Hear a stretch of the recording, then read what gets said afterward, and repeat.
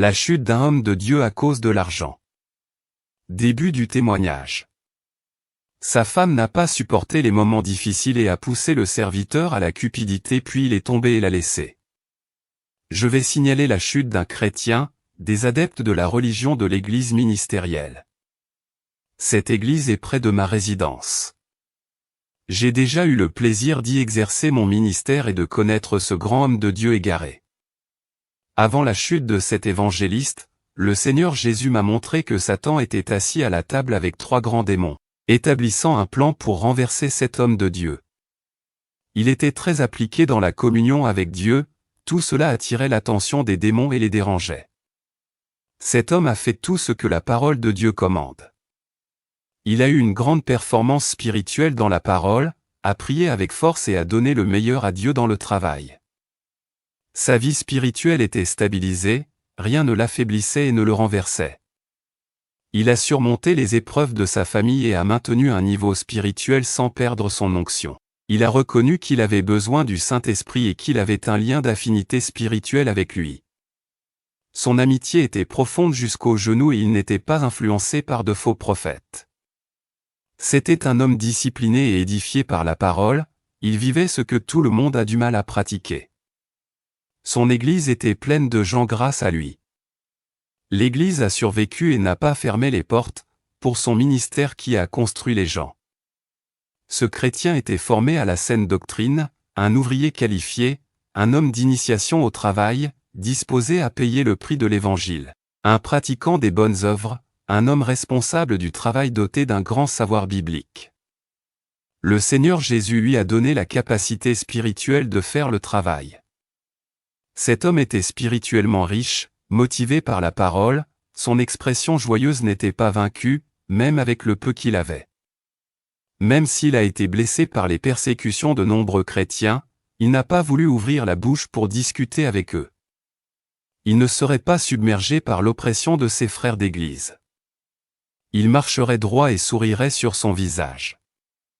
Il a enduré les critiques. Il n'a pas été secoué, il n'a pas été impliqué dans les débats et les discussions, il a tout donné à Dieu.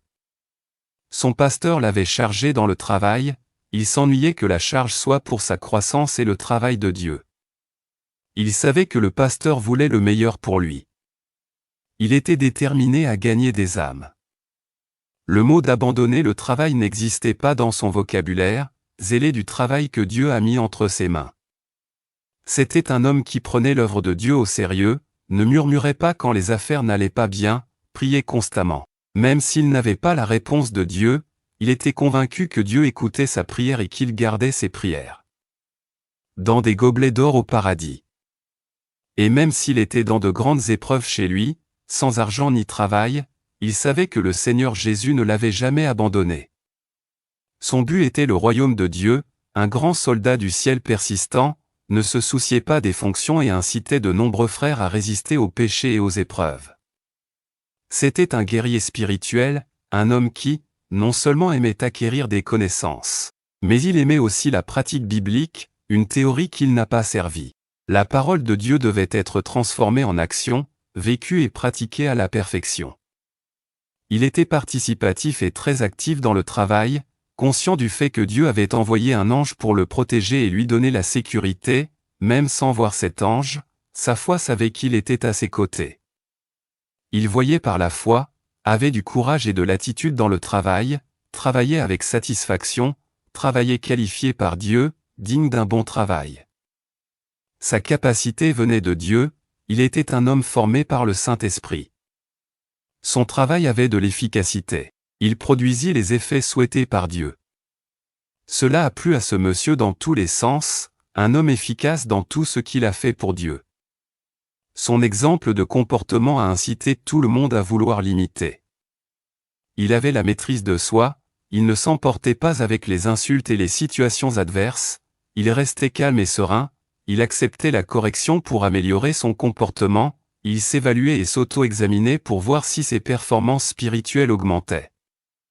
Il était soumis à Dieu et à son pasteur, ne laissait pas son ego grandir et ne voulait pas être plus grand que quiconque.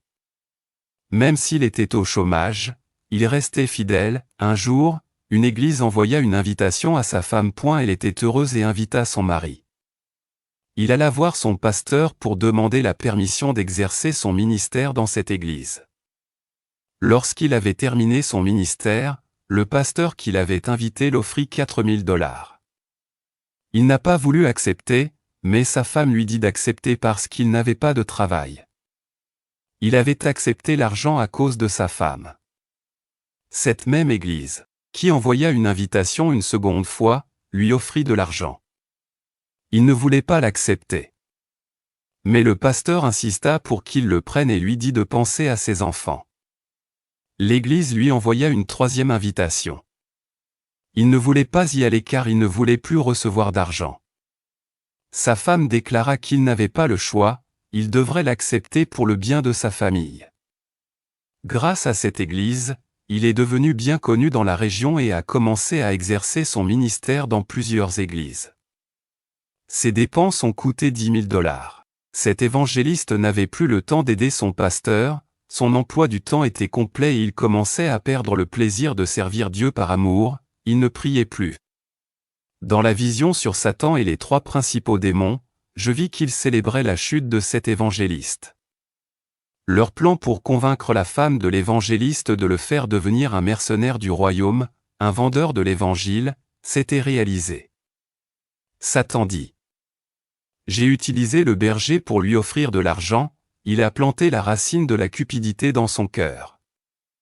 Les démons ont ri, pour avoir fait de l'évangéliste un mercenaire de la foi. Quelques mois plus tard, il avait quitté l'église. La flamme vivante du Saint-Esprit s'était éteinte, il est devenu alcoolique, a battu sa femme et avait même commis des infidélités avec d'autres femmes. Sa femme priait dans l'église où son mari était en réunion, demandant à Dieu de le ramener. Ce soldat qui n'avait aucune richesse matérielle n'avait que des richesses spirituelles, il avait maintenant de l'argent, mais il avait perdu sa richesse spirituelle, qui était sa vertu. Il donnait tout ce que sa femme désirait, moyennant de l'argent, mais apportait également de grandes souffrances à celle-ci, qui préférait maintenant son ancienne vie humble et heureuse. Extrait du témoignage de Kenzo Astucci. Rejoignez-nous sur WhatsApp via le lien suivant et bénéficiez de plus de témoignages et enseignements édifiants fondés sur la parole de Dieu. Avant de rejoindre le groupe, voici les règles. Avoir donné sa vie ou être prêt à donner sa vie au Seigneur Jésus-Christ. Connaître la saine doctrine ou être prêt à l'accepter.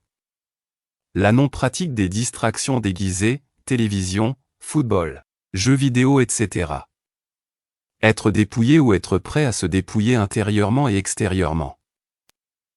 Soyez bénis.